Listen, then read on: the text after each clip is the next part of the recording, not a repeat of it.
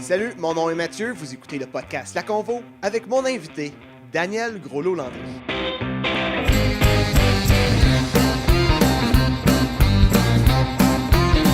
Hey salut, cette semaine à La Convo, je vous présente une conversation que j'ai enregistrée il y a déjà de ça quelques semaines.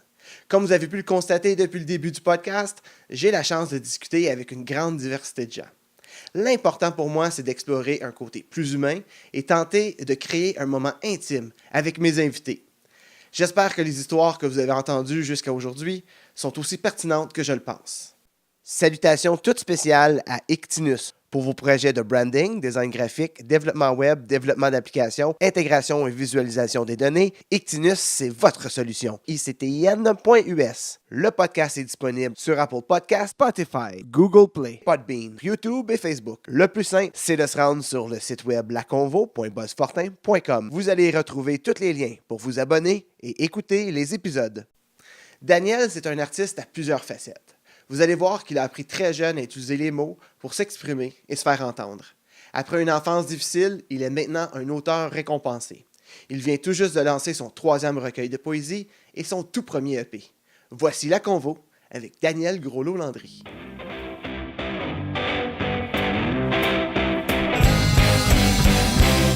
Daniel Groslo-Landry, merci d'avoir accepté l'invitation à La Convo, d'être venu chez moi. Ah, ça me fait plaisir, Mathieu. C'est vraiment le fun de te recevoir.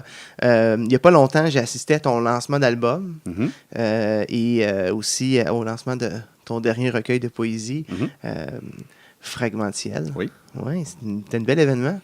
Ben merci. Écoute, tu sais, pour moi, c'était vraiment important de faire un événement qui reflète un peu ma pratique double, tu sais, de faire un événement qui mélangeait poésie et musique, tu sais, puis il y avait un très beau line-up. Je suis vraiment content comment la soirée s'est passée. Oui, tu étais confortable, tu étais assumé. Oh my God, oui. Yes, oui. Ouais. Je suis rendu à un point là, dans ma démarche où je suis vraiment comme qui je suis puis qu'est-ce que je fais sur scène. On va mettre la table. Tu es un auteur, compositeur, interprète, poète et professionnel des communications. Oui, on peut dire producteur ça comme ça. d'événements. Puis, tu sais, fier franco-canadien. Oui. C'est certain que la francophonie prend une grande place dans nos vies. Ben oui. C'est la langue que tu as choisie pour exprimer la majorité, sinon pas l'entièreté de tes projets. Je dirais 90%. 90, oui, c'est ça. T'es natif d'où, toi? Moi, je suis originaire de Sudbury. OK. Donc, j'ai habité à Sudbury le premier 18 ans de ma vie. Après ça, j'ai déménagé à Ottawa pour faire mes études. J'ai fait mon bac à l'Université d'Ottawa. J'ai vécu à Toronto pendant 1 an, mais après ça, j'ai décidé, je reviens dans l'Est, puis j'ai décidé de m'établir à Ottawa. On est quand même bien dans l'Est, là. Ouais, c'est quand même bien. C'est quand même bien. Mais, tu sais, moi, j'aime tout le temps ça, retourner dans le Nord, voir mon monde, puis tout ça, voir ma famille, puis tout. Puis, j'ai quand même un attachement assez solide avec tes souvenirs d'enfance, l'adulte que tu es devenu quand tu as atteint l'âge adulte, son référent est là-bas. Ouais, ben, tu sais, j'ai grandi. Tu sais, quand tu grandis dans le nord de l'Ontario, puis comme tu es francophone, puis tout ça, tu te fais. Tu as un peu l'occasion de côtoyer, tu sais, comme ben du monde artistique. Il y a quand même une grosse concentration d'artistes, de gens qui font des affaires extraordinaires. Fait que c'est clair que j'ai des référents culturels qui proviennent du Nord. Tu sais, ça a vraiment défini une bonne partie de mon adolescence, puis de ma vie de jeune adulte, là. On se connaît, mais on se connaît pas tant que ça. Je pense qu'on s'est peut-être plus connus avant. Oui. On s'est croisés souvent. Oui. Mais là, c'est le fun parce qu'à la Convo, on a la chance vraiment de connecter un peu plus puis je vais en apprendre un peu plus sur qui tu es. Puis une question que j'aime beaucoup poser aux invités, c'est quel genre de petit garçon tu étais quand disons, au primaire, au secondaire, tes amis, à quoi ressemblait un peu ta vie sociale, familiale là, quand tu étais petit garçon? C'est intéressant, ça, comme question. OK. Quand j'étais petit gars, moi, je vais le séparer en élémentaire, secondaire, parce qu'il y a vraiment une grosse différence.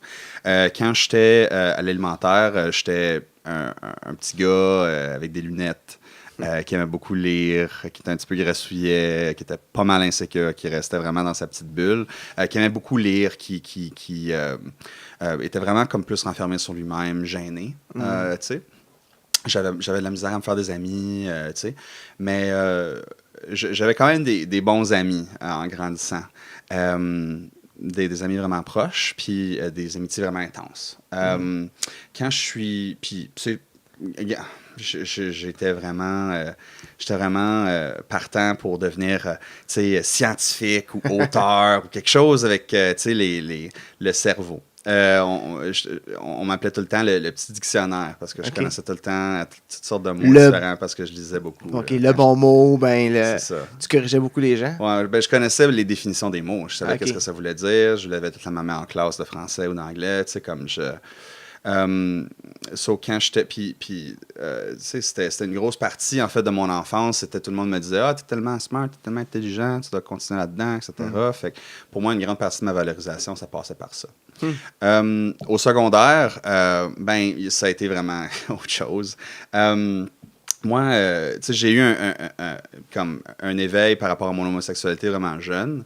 Puis ça a créé toutes sortes de confusions puis de conflits émotionnels, assez jeunes. Avec toi-même ou avec ton entourage? Avec moi-même et mon entourage. Okay, ouais, les deux. Parce que tu étais à Sudbury à ce moment-là. C'est ça, je suis dans le Nord, ouais. Est-ce que je me trompe? Puis, je pense en 2000. En 2000, je pense que c'est ça. On a fait des pas de géants. Ouais, depuis, for sure. Fait que je peux imaginer, mais je peux pas imaginer, mais je peux imaginer. Je comprends ce que tu veux dire. Ouais, que c'était peut-être plus... Dude, c'était rough. Plus tabou qu'aujourd'hui. Ouais. Man, c'était rough, OK? C'était comme, tu sais, utiliser le mot F, là, tu sais, à gauche puis à droite constamment. Ouais. Tu sais, il y avait vraiment comme une culture d'homophobie, tu sais, qui existait surtout parmi mes pairs, tu sais, comme les jeunes de mon âge et tout. Puis les gens qui étaient différents, puis pas juste par rapport à l'homophobie, mais n'importe qui était différent, en fait, était vraiment exclu. C'était très catho, très blanc, très straight. Ouais. Fait que c'était assez difficile de grandir là-dedans, même si même si je suis quand même un homme blanc, ça a quand même été difficile pour moi, grandir francophone, grandir gay dans le Nord, puis... mais donc ça l'a fait en sorte que j'étais bien rebelle quand j'étais kid. Okay, ouais. Comme j'étais bien en colère aussi, j'étais en crise contre tout le monde tout le temps. Puis pourquoi? À cause que tu te sentais incompris? Je me sentais incompris d'une certaine façon. Puis je pense aussi que je me sentais exclu. Je pense que c'est ça c'est ça vraiment c'était l'isolation. Je me sentais tout seul. Ouais. Le rejet. Parce que moi, je trouve le mot rejet violent. Oui. Puis quand tu te sens rejet, tu te sens projeté à l'extérieur. C'est parce que c'est actif, le rejet. Ouais. Tu sais, l'isolement, c'est comme plus soit par rapport à soi-même, mais le rejet, c'est vraiment quelque chose que j'ai vécu de façon active dans plusieurs sphères différentes de ma vie. Tu sais, d'une part, tu sais, à l'école, d'une part, tu sais, dans mon cercle familial. Tu sais, donc, comme plus élargi, là, pas au niveau de ma famille immédiate. Ma famille immédiate, c'était super. C'est juste que comme, tu sais, t'as eu un bon appui de ta famille immédiate. Ouais, comme ma mère, mon père, tu sais, mon frère, ma soeur, tu sais, comme on n'était pas toujours proches, grandissant, mais au moins mes parents, tu sais, ils m'appuyaient, tu sais, comme quand je me suis affranchi, quand je leur ai dit, tu sais, ils étaient super, ils étaient vraiment comme... Quel âge t'avais quand t'as... Comme 13 ans. 13 ans. C'est big. Même aujourd'hui, c'est big pour un jeune de 13 ans de dire « j'assume ». Ouais. Puis c'est pas juste l'homophobie, ça peut être n'importe quoi. Ouais. Qu'un jeune de 13 ans s'affirme sur la réalité de qui il est, c'est quand même fort. Dans l'intérieur de toi, tu sembles savoir je te dirais qui tu es. T'sais. Oui, je te dirais qu'une des raisons pour laquelle j'étais capable de faire ça jeune, c'est parce que j'avais les mots pour le faire. Tu vois? Parce qu'en lisant beaucoup, puis en étant comme conscient, comme en lisant aussi à un niveau plus élevé, tu sais, je lisais pas nécessairement comme des livres jeunesse, là, je lisais des romans d'horreur, je lisais comme de la poésie, je lisais comme de tout. Ça m'a donné vraiment comme, tu sais, des mots pour nommer en fait ce que je vivais. Donc, c'est en utilisant les mots donc, que je me suis défini. Hey, c'est bon. C'est révélateur, ce que tu dis. Ben écoute, tu sais, disons que je suis là pour faire le point, d'une certaine façon. Tu sais, puis même avec ce livre-là, puis avec ce EP-là, tu sais, je veux vraiment jaser beaucoup de ça. C'est important pour moi de le nommer, parce que j'ai longtemps refoulé ça. Refouler cette partie-là de ma vie, tu sais, pour essayer d'être autre chose. Puis là, rendu à comme 27-28 ans, j'ai comme fait un regard en arrière. J'étais comme, man, on dirait que ça fait comme 10 ans que je cours, comme ça fait 15 ans que je cours de comme ce que j'avais vécu dans ce temps-là, puis il fallait que j'y fasse face. Tu courais pour te sauver ou tu courais pour te rapprocher de l'amour des gens ou de l'acceptation des gens? Parce que, justement, ce qui me vient en tête, c'est... Puis moi, j'ai peut-être vécu ça un peu quand j'étais jeune, un peu du rejet, du bullying, des choses comme ça. Puis je trouve le plus qu'on se fait rejeter, plus qu'on cherche quand même à se faire aimer. à d'autres endroits. Clairement. Donc on fait des choses. On a soif d'amour dans ce cas-là. Ça. On est assoiffé d'amour dans ce cas-là. Mais moi, en fait, c'est parce qu'il y a une grosse partie de ça que c'était du harcèlement violent. Ouais. Donc, je me faisais comme poursuivre dans les rues, je me faisais crier des bêtises comme de monde dans le char, je me suis fait battre une couple de fois. J'en parle là, dans le livre de tout ça, mais essentiellement, comment que je l'ai vécu, c'était la raison pour laquelle je l'avais beaucoup refoulé, c'était parce que je n'étais pas capable de vivre avec cette espèce de self-loathing, de haine envers moi-même.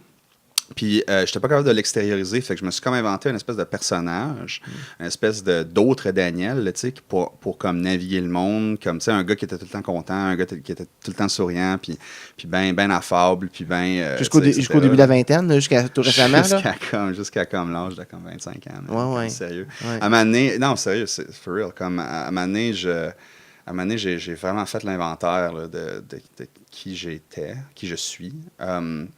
Puis je suis comme arrivé à la réalisation que comme quand je suis parti du Nord, puis que je suis allé dans l'Est, que j'ai comme cherché quelque chose que... J'ai comme cherché quelque chose que j'avais jamais eu, je pense. Puis je sais pas si je l'ai trouvé. Je sais pas qu'est-ce que je recherche. En fait, peut-être que je recherchais l'amour des gens. Peut-être que je continue de le faire avec ces œuvres-là. Mais en même temps, je pense que c'est plus l'amour de moi envers moi-même. Tu vois? C'est parce que c'est pas quelque chose qu'on développe nécessairement quand on n'a pas d'amour externe. Donc, il y avait comme une espèce de vide en moi que je cherchais à combler, puis que j'ai longtemps cherché à combler, soit à travers les projets artistiques, soit à travers le travail, ou à travers d'autres moyens, peut-être moins sains. Fait que tu vois, donc je suis arrivé à un bout dans ma vie, dans les 2-3 dernières années, où est-ce que j'ai vraiment fait l'inventaire de ça, que j'ai vraiment fait un regard en arrière, que j'ai décidé qu'il fallait que ça change, il fallait que je trouve une façon de m'aimer, puis il fallait que ça passe par quelque chose de concret. Puis ben, ça, c'est le livre, c'est l'album, c'est aussi... La scène? La scène, c'est comme une espèce de réinvention de qui je suis maintenant dans le présent. C'est comme... Tu sais, j'avais comme un projet avec Hellheart, qui était une espèce d'affaire broche à foin, expérimentale. Que j'ai fait. C'était comme mon autre persona avant. Okay. Un persona d'artiste bilingue. Ah, c'était ton nom d'artiste, ça. Ouais, c'est ça. Hellheart, c'était comme une espèce de nom d'artiste. Où est-ce que j'avais fait des affaires à moitié. Puis à un moment donné, j'étais comme... À un moment donné, comme Hémorragie avait paru, mon deuxième recueil, puis là, j'avais fait comme le deuil de ben des affaires, puis j'étais comme rendu à quelque part d'autre. Fait que là, j'ai dit, ben, au lieu de continuer à faire des shows à toutes les semaines, faire 2-3 shows, puis des open mic, puis des affaires à toutes les semaines, peut-être que je devrais juste comme mettre un pause sur tout. Mettre une pause vraiment là-dessus, mettre une pause sur, comme, tu sais, carrière en communication, mettre une pause sur, comme, tu sais, les affaires qui prenaient énormément d'énergie, puis juste me recentrer sur moi-même, puis examiner exactement qu'est-ce que je veux faire, qu'est-ce que je veux dire et qu'est-ce que je veux être. C'est comme si tu te donnais à compte-gouttes pour toujours être présent. Ouais. Puis là, tu as décidé d'arrêter. Veux pas, quand t'arrêtes, tu t'es oublié un peu des fois de la mémoire collective. Oui. Mais pour revenir en force. C'est ça.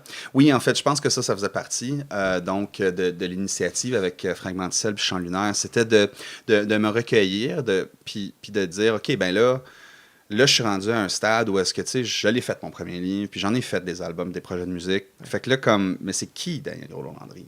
C'est qui ce personnage-là, cette personne-là?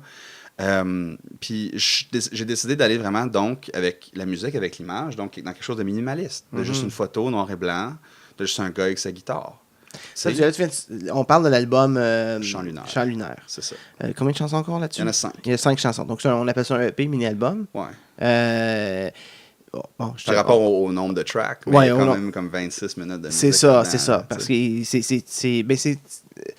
un album, c'est-tu compté par minute ou c'est compté par chanson?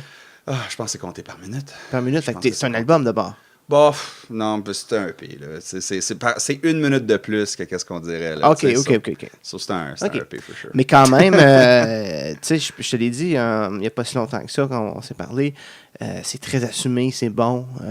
Je reconnais des influences. En même temps, je te découvre.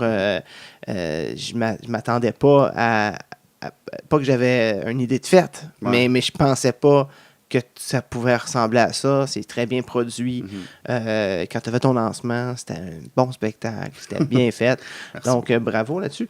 Tu as un album, Yeah. Chant lunaire, puis tu as un recueil de poésie fragmentielle. Les deux sortent en même temps. Parle-moi des propos dans Chant lunaire. Je vais te dire, donc, Chant lunaire. Donc, il y a 5 chansons sur Chant lunaire. Donc, il y a la première chanson qui s'intitule Vocation, ensuite la chanson Saboteur, la troisième Cosmos, et ensuite Chant lunaire partie 1 et partie 2. Oh. Oui. Oh.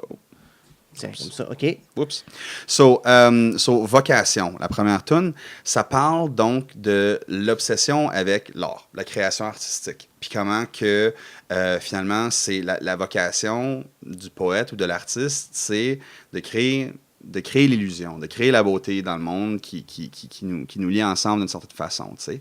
Puis comment que c'est quelque chose qui, une fois que tu l'as, c'est comme inexorable. Tu peux pas nécessairement t'en défaire. Saboteur, ça parle plus des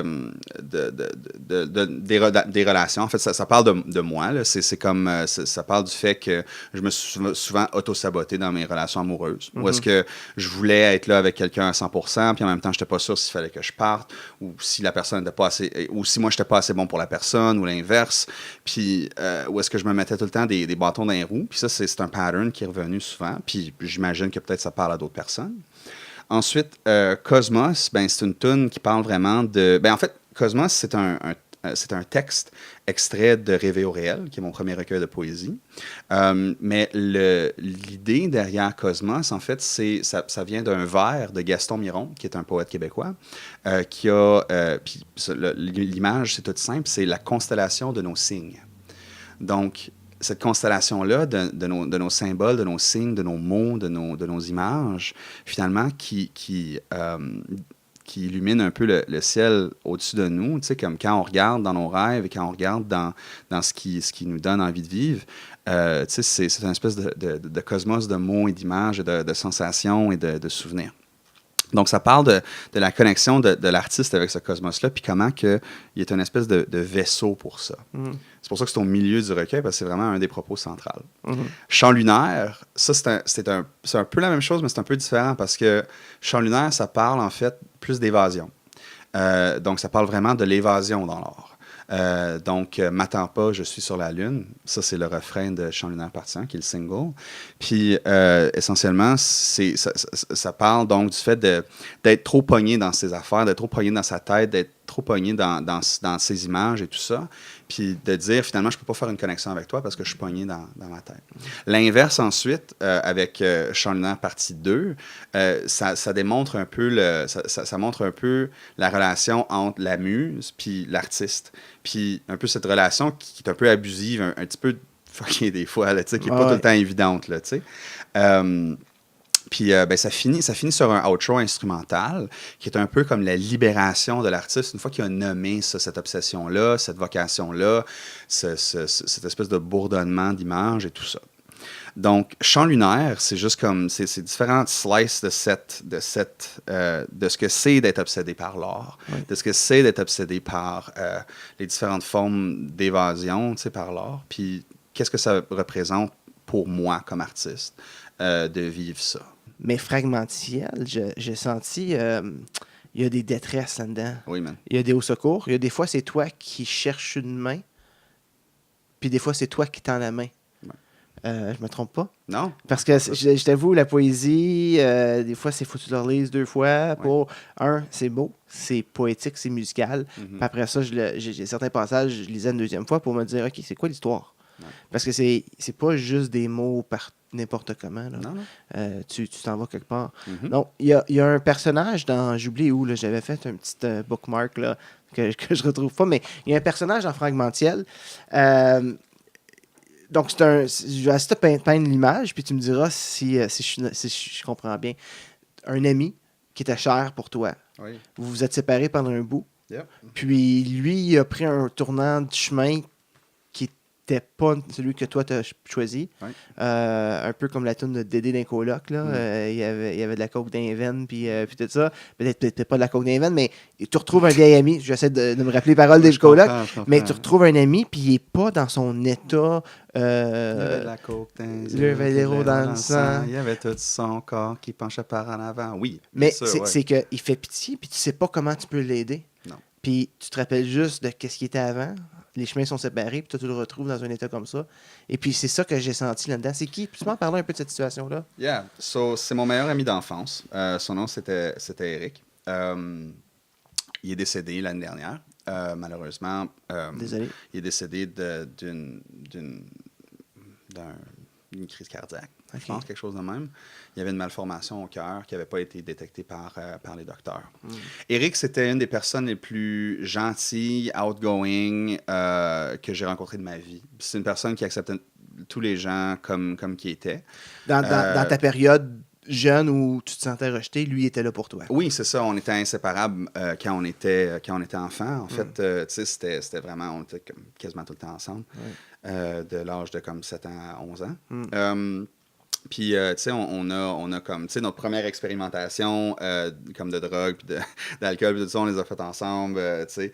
Puis, tu sais, comme, pour moi, en fait, la raison pour laquelle je l'ai inclus dans le recueil, c'est parce que pour moi, quand je pense à mon enfance, je retourne tout le temps à ce parc-là, à ces montagnes-là, à ce petit coin de Sudbury qui était dans le West End de Sudbury, qui était un lieu, qui était une espèce de forêt dans les suburbs où est-ce qu'on allait pour jouer, puis qu'on allait pour comme, inventer des affaires, faire du role-playing ou des affaires de même, là, tu sais. Puis qu'on se perdait des jours et des jours de temps, là, des fois, là, comme à juste, tu sais, dans des games, des affaires de même. Puis c'était comme, c'est parmi mes moments préférés de mon enfance. Puis quand je retourne là, c'est comme la première fois vraiment que j'ai ressenti comme de l'amour pour quelqu'un d'autre.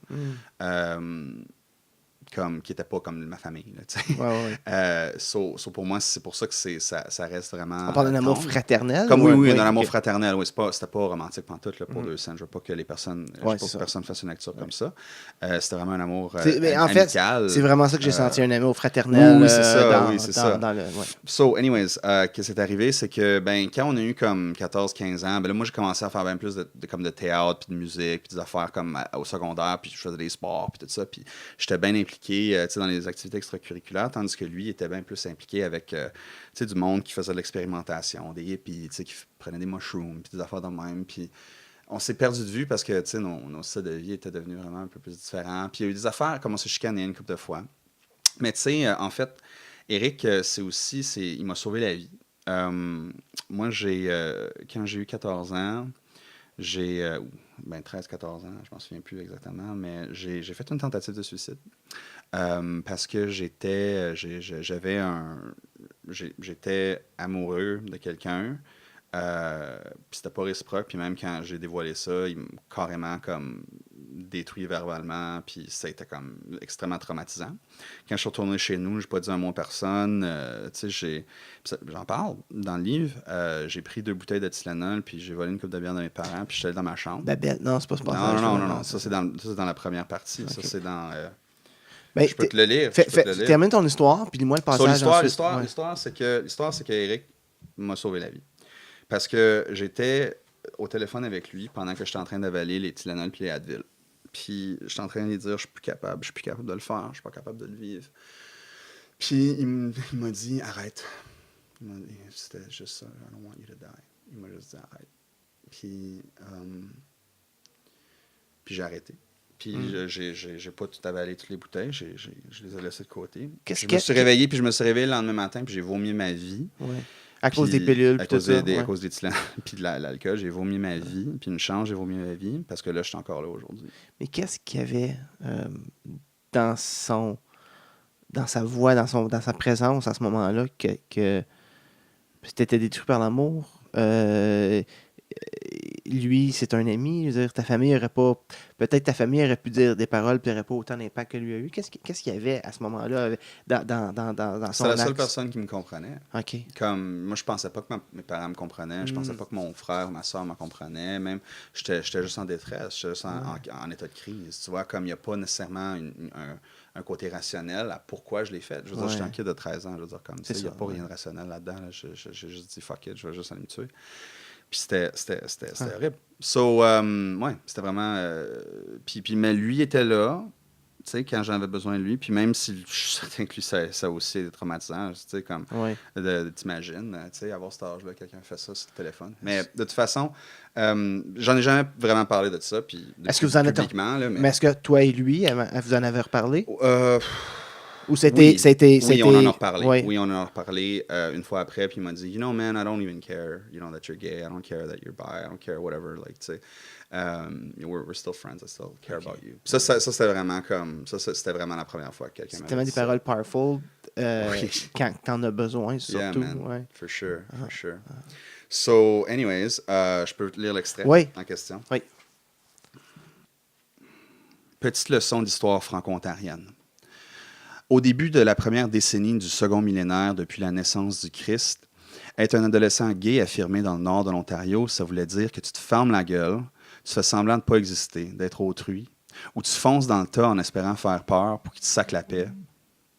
Isolé, écorché par l'humiliation de constamment s'expliquer, mentir, répondre aux questions sur ton cul ou le cul des autres, puis obligé de soutenir le regard de ceux qui croient que c'est une abomination.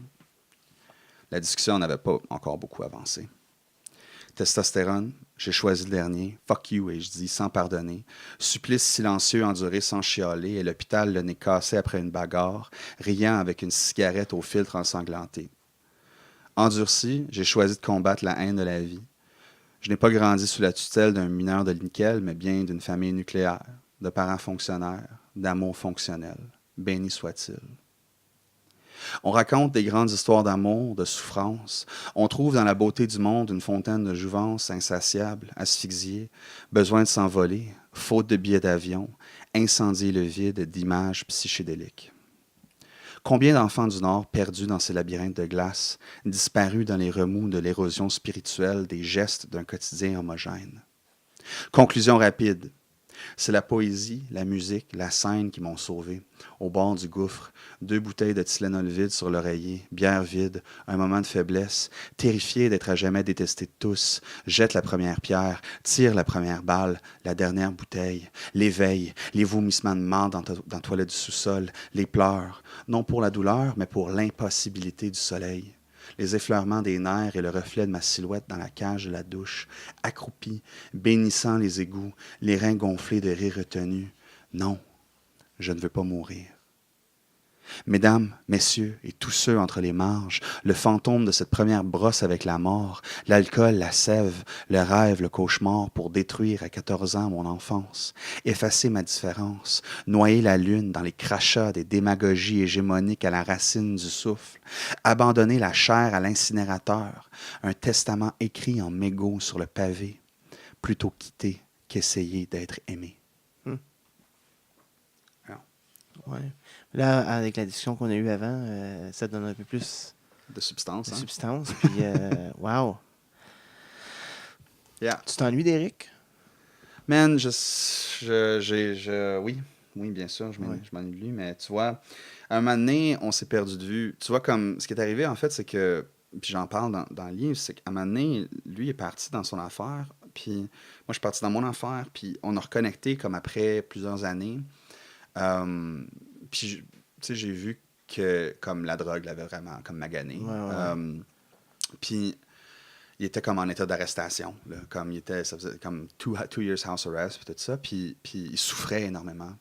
Puis, je savais pas quoi faire pour l'aider. Parce que lui, il m'avait aidé, tu vois, mais moi, je savais pas quoi faire pour l'aider. Fait que j'ai juste dit comme, hey man, you just want to hang out, tu sais, juste comme faire de quoi, tu sais, puis pas comme, c'est pas s'intoxiquer, whatever. Ouais, c'est ça. Puis, tu sais, on jasait, mais c'était clair qu'on avait tous les deux changé. Puis l'affaire, tu vois, c'est que, tu sais, c'était une période dans ma vie où j'aurais pu tomber, moi aussi, dans ce style de vie-là complètement. Tu sais, tu vois, comme, oui, j'ai eu mes problèmes, mais comme en même temps, j'aurais pu vraiment complètement tombé sur le bord. Puis, tu sais, c'est ça, ça m'a fait réaliser que j'étais chanceux finalement, que si une ou deux choses avaient été différemment, une ou deux opportunités de moins que j'aurais pas eues, ça aurait changé la donne, tu vois. Je serais peut-être mort maintenant. So, pour moi, c'est important de le nommer parce que je nomme en fait une gratitude que j'ai par rapport à ça.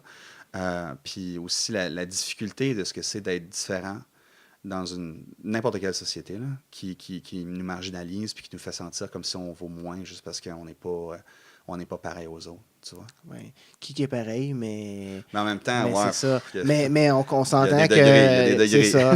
Mais faut gratter un peu plus pour y arriver, pour avoir cette affirmation-là que tout le monde est différent. Yeah, man. Il y a quand même ce front-là où on se fait croire, on se fait faire à croire à chaque jour qu'il y a des normes puis il y a des standards. Tu sais. C'est ton 3e recueil. C'est ça. T'en as eu 2 avant. Oui. Tu peux les nommer? Oui, Rêver au réel, c'était mon premier recueil publié en 2012. Et Amoragie, qui est mon 2e recueil, qui était publié en 2016. Fragment de ciel, mon 3e. Les 3 sont publiés aux éditions L'Interligne ici à Ottawa. Tu as eu des reconnaissances. Oui. Parle-moi un peu Yes, là, sir. de ton profil d'auteur. Oh my God. Parce que quand même, tu fais des salons du livre, Yep. tu rencontres des gens, tu as eu des prix, tu as eu des bourses. Oh, j'ai l'immense privilège ouais. que ça m'a. J'ai l'immense privilège que ça va bien. Ouais. Écoute, moi, j'ai reçu le prix Trillium en 2014 pour mon premier recueil de poésie Rêver au réel. Le prix Trillium, c'est la plus haute distinction en littérature en Ontario. Tu sais, je le drop pas à toutes les deuxièmes conversations, mais quand en même même, temps, c'est quand même quelque chose. C'est quand même, ça vaut la peine d'être dit. Oui. J'ai remporté ça. J'ai été finaliste aussi pour le prix du président de l'Assemblée législative, qui est dans la Chambre des communes de l'Ontario. Ils ont un prix littéraire. J'ai aussi, donc pour Amoragie, j'ai été finaliste au prix des écrivains francophones des Amériques. J'ai reçu une mention d'excellence de leur part, qui est vraiment cool, parce que ça, c'est une association. Ça, c'est juste une mention. Il Il y n'y a pas de bourse. c'est comme il y a la première mention. Il y a comme première mention d'excellence, deuxième mention, C'est comme un collant que tu pourrais mettre l'autocollant sur ton livre. C'est un slap on the back, là. Ouais, c'est ça. Mais c'était quand même comme le 3e, si on veut dire ça, ou comme dans le top 5 de comme 86 recueils qui ont été soumis des Amériques. Oh, ouais. So, c'est très bien. C'est pas, ouais, pas rien. Ça. Puis il a été aussi finaliste au prix Émergence AOF, qui est un prix de l'Association des auteurs de l'Ontario français, qui récompense donc les auteurs émergents. Donc, j'ai été finaliste. C'était quand même une belle reconnaissance pour Amoragie. Je dois avouer qu'avec Fragment de ciel, j'ai encore plus progressé.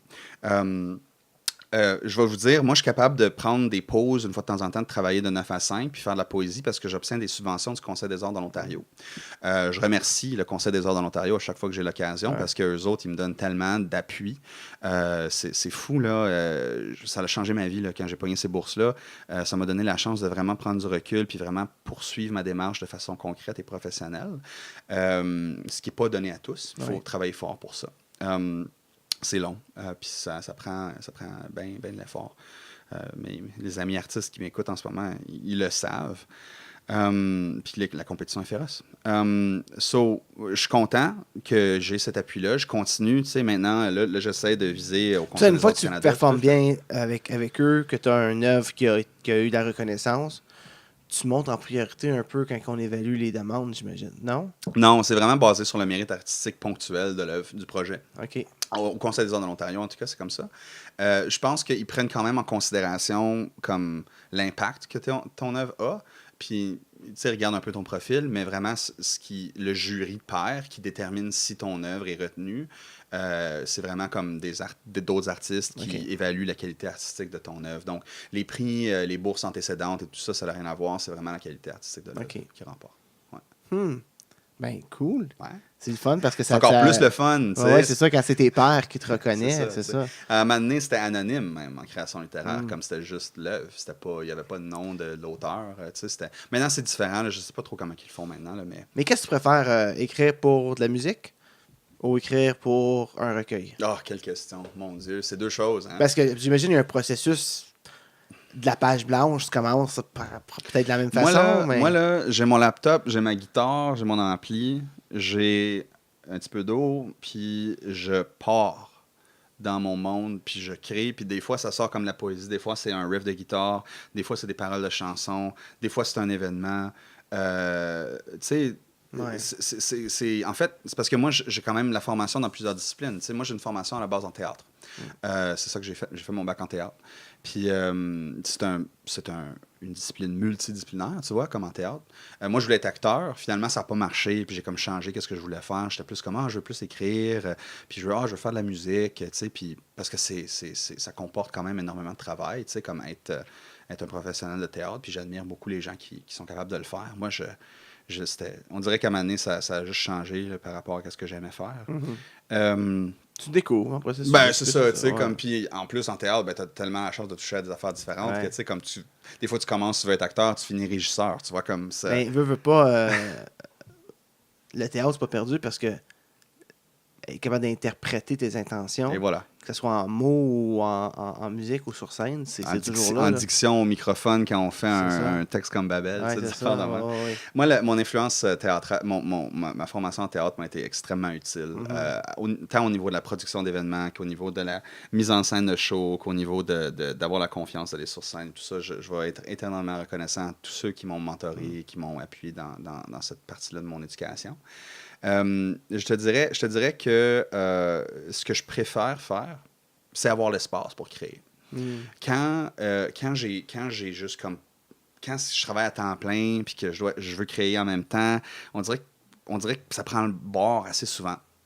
Pour moi, avant, quand je travaillais à temps plein, là, c'était comme sur une job, là, une carrière en com, c'était comme, OK, je travaille la semaine, puis après ça, comme le samedi matin, là, de 7 h le matin à comme 5 h, j'écrivais. Puis je faisais comme, tu sais, OK, je me réveille, j'ai mon petit café, puis je plonge là, dans mon univers. Ça fonctionnait, ça? Ça fonctionnait assez bien. Je veux dire, tu sais, je le faisais quasiment à chaque fin de semaine. Après ça, je sortais faire le party.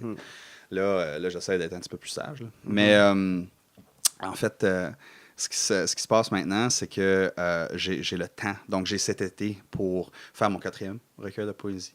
Puis aussi, je suis en train de... Ben là, j'ai plein de résidences qui s'en viennent. Fait que là, je suis en train de me concentrer aussi sur l'écriture de nouvelles chansons pour un album, un long album là, d'environ 12-13 tonnes. OK. Puis tu prévois faire ça. Quand tu penses que cet album-là va voir le jour? Je ne sais pas. On parle de 2-3 ans? Ah, 2-3 ans, oui. 2-3 Dans ans, un ouais. bout. C'est quand même le processus normal pour 2 ans pour un album. C'est vite. Oui, c'est C'est vite. vite. Ouais. Ça, c'est comme tes tunes sont faites, t'as beaucoup d'aide. Si t'es capable de faire ça en 2 ans. Mon EP m'a pris 2 ans et demi, juste comme de la première ébauche de Saboteur à toutes les réécritures de toutes les chansons. Puis d'avoir l'opportunité de faire des résidences en création puis des collaborations avec d'autres artistes, c'est clé. Si t'as pas d'influence externe puis t'es toute seule dans ton basement avec ta guitare puis t'essayes juste par la vertigiosité de ta tête de créer des affaires, souvent tu vas rester stock. Tu vois? C'est important de tendre la main vers les autres puis de pogner ces influences externes-là parce que ça te donne l'occasion de redéfinir, de redécouvrir et d'affirmer ta démarche. C'est qui tes influences? Mes influences musicales et poétiques, donc je vais commencer avec la musique. Moi, mon artiste préféré de tous les temps, c'est Marilyn Manson. Ah oui? Marilyn Manson, c'est mon artiste préféré de tous les temps. Il est controversé. Il fait des affaires débiles avec ses vidéos. Sa musique rentre dans le dash. C'est rough. C'est bon. Je te dirais, il y a aussi comme tout le genre métal des années 90-2000, comme le grunge, comme Nirvana, obviously. Ensuite, mais il y avait aussi comme du rock progressif comme Coheed and Cambria. Tool est une grosse influence aussi par rapport à comme la conceptualisation, les albums concept. Je te dirais au niveau francophone, des grandes influences pour moi, c'est il y a Mehdi Cayenne qui est une grosse influence pour moi. J'adore ce qu'il fait. Il y a dans le temps Conflit dramatique, c'était pour moi ça prenait beaucoup de place. Mastic aussi, c'était vraiment fort pour moi. J'ai beaucoup aimé qu'est-ce qu'ils ont fait avec De Sol et des Terres. Il y avait Coudon. Qui est un album parce que la bande n'existe plus. Ouais. Mais l'album est encore très d'actualité, très à découvrir pour les gens. J'adore la chanson à Jamais provisoire. Là. Ça me pop dans la tête une fois de temps en temps. Là. Ouais, puis il y a ça. Puis ensuite, comme Pandaléon, tu sais, comme Pandaléon, ça a été comme, c'était vraiment cool parce que c'est riche en émotions à Pandaléon. Ouais, C'est vraiment ouais, comme ouais. raw. Mais il y a une atmosphère, il y a, Ouais, il y a tu sais, il y a une bulle, il y a un monde alentour de tout ça. Là. Ah, c'est ça, Ouais. c'est ça qui est le fun. Fait que j'essaie de. Pas de faire la même chose, pantoute, là, mais de vraiment plus comme trouver une façon d'avoir mon. Mais mon je les ai atmosphère, sentis. Moi, j'ai senti. À un moment donné, j'ai écouté, je fais Pandaléon. Tout petit Un peu. petit- Petit peu. Mastic. Yeah, Il y a une toune que je vois le clin d'œil à Mastic. Que j'entends le clin d'œil à Mastic. Puis il y en a d'autres. Mais par contre, ça reste du Daniel. Ouais, c'est ça. C'est ça qui arrive. Fait que, Voilà. tu sais, quand on connaît, bon, là, tu les as dit, mais je les avais flairés un petit peu parce qu'on connaît des gens, tu sais, on connaît le milieu, là. Ouais, oui, mais rien n'empêche, c'est très authentique. Ben écoute, moi j'ai vraiment visé de trouver un son qui m'était propre, de trouver vraiment quelque chose. Moi je fais du space rock progressif, tu sais comme je sais ce que je fais, puis c'est comme ça que je le définis, mais moi c'est une étiquette un peu, tu sais comme whatever, là, tu sais comme. Ouais. Mais c'est du space rock dans un sens, c'est groovy, puis en même temps il y a un petit peu de disco, il y a un petit peu de, tu sais il y a toutes sortes d'influences différentes. C'est une espèce de melting pot de différentes tentatives que je voulais faire. Tu as fait le ménage. Dans certaines habitudes, au niveau de la santé, au niveau de la boisson. On en parlait un peu tantôt avant de qu'on s'enregistrer, où tu disais que tu limites beaucoup la boisson, quitte à ne pas en boire. Ouais, quasiment plus. Là. Plus ou moins, plus jamais que je vais boire. C'est ça. Donc, tu laisses la place pour les projets dans lesquels tu veux vraiment pousser? Ben, je te dirais les projets, oui, puis aussi les relations humaines. Tu sais, comme moi, pour moi, l'alcool, puis tu sais, comme le pot, puis ça fait de même, c'était vraiment des façons de juste comme m'isoler du monde pour rien ressentir, pour m'engourdir. Tu sais, il y a plein de gens qui peuvent s'identifier à ça, tu sais. Puis il faut pas stigmatiser ça. Au contraire, il faut le nommer puis le dire à voix haute que c'est quelque chose de malsain. Comme approche, tu sais, si tu veux utiliser ça de façon problématique. J'ai identifié ça au cours des dernières années par rapport à moi-même. Tu sais, avant, je me disais, non, je suis juste sur le party, je suis juste, that's the part of lifestyle. Ça fait partie du lifestyle d'artiste, de poète maudit, etc. Mais dans les dernières couples d'années, là, j'ai vraiment plus redéfini mon approche par rapport à ça. Puis j'ai pris la décision récemment là, d'arrêter de boire pour de bon. Ce qui est quand même un défi. Mais bon, c'est quelque chose que je veux vraiment entreprendre parce que ça a causé des dommages à plusieurs niveaux différents, là, comme dans mes relations interpersonnelles, au niveau de moi-même, mon estime de moi-même, ma santé, comme ça. Pour moi, je viens juste d'avoir 29 ans là, cette année, puis je suis comme, you know what, I've done enough drinking for a lifetime. Je pense que je suis correct. C'est ça. Puis, si jamais je veux faire un trip, je vais fumer un petit joint, je vais être bien correct. Ben, c'est ça. Mais je sens que, puis je pense que c'est toi qui m'as dit ça, que c'est le temps que tu deviennes un artiste à temps plein. Ouais. Puis depuis que tu as pris cette décision-là, les choses s'enchaînent. Oui, c'est ça. Donc, on dirait que tout tombe en place depuis que j'ai pris la décision d'être qui je suis vraiment, qui j'ai toujours été tout le long. C'est clair que prendre des contrats une fois de temps en temps, c'est pas la fin du monde là, non plus, comme artiste, mais en même temps, je veux vraiment me donner la chance de le faire. Tu vois? Comme je veux vraiment me donner cet été-là pour vraiment développer, puis pousser, puis voir qu'est-ce que ça va me donner. Parce que quitte à ce que ça me donne juste la maturité personnelle, au moins j'aurais fait l'effort, puis au moins je me suis donné la chance de vivre mon rêve. Tu vois? Hey, merci beaucoup d'être venu à la convo. Yeah. Juste avant de terminer, donc derrière la couverture, comment tu appelles ça, la couverture derrière? La quatrième de couverture. La quatrième de couverture, donc en arrière du livre. En arrière du livre. Fragmentiel. Ce petit passage-là, je vais le lire. Okay? Ce petit gars-là, qui avait sérieusement besoin de thérapie, à la place a découvert le sexe, la drogue et la motherfucking poésie. Il s'en remet toujours à ce jour. Et puis là, on l'a rencontré aujourd'hui, Daniel Gros-Landry. Merci beaucoup, Mathieu. Hey, merci beaucoup. À bientôt. À bientôt.